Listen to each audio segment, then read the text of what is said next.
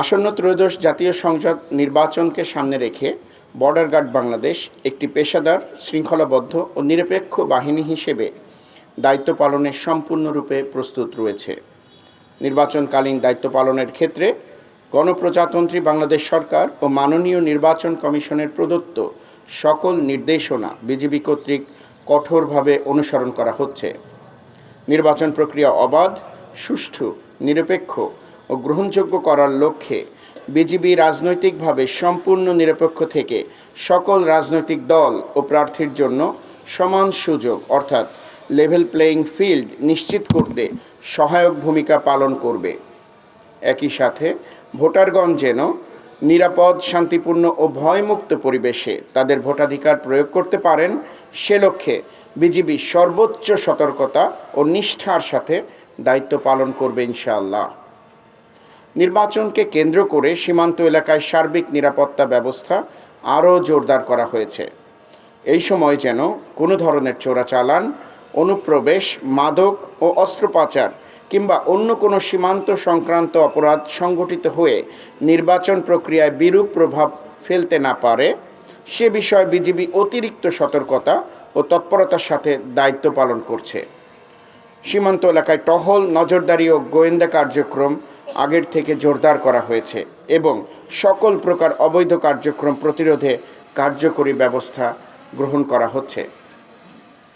নওগাঁ জেলার সীমান্তবর্তী পোরশা, সাপাহার, ধামইরহাট এই 3টি উপজেলায় 4টি করে মোট 12টি প্লাটুন, অন্য 8টি উপজেলায় অর্থাৎ নিয়ামতপুর, পত্নীতলা, বদলগাছি, মহদেবপুর, নওগাঁ সদর, মান্দা, রানীনগর ও আত্রাই উপজেলায় 2টি করে 16টি প্লাটুন এবং নওগাঁ সদরে 1টি রিজার্ভ প্লাটুন সহ সর্বমোট 19টি প্লাটুন মোতায়েন করা হয়েছে।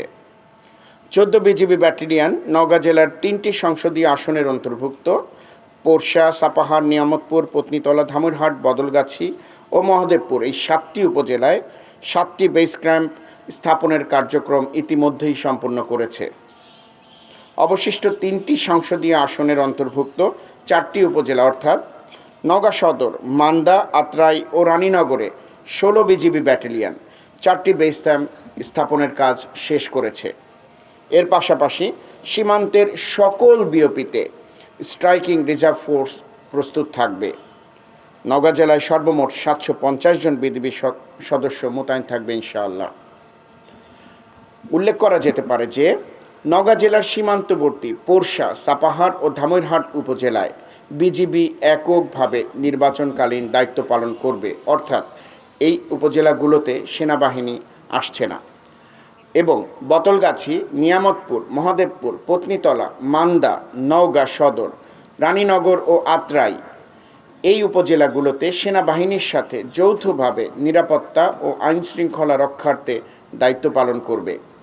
নির্বাচনকে সামনে রেখে সীমান্ত সুরক্ষা আইন অনুযায়ী বিজিবি তার দায়িত্বপূর্ণ এলাকায় গোয়েন্দা নজরদারি সহ সীমান্ত নিরাপত্তা ব্যবস্থা আরও জোরদার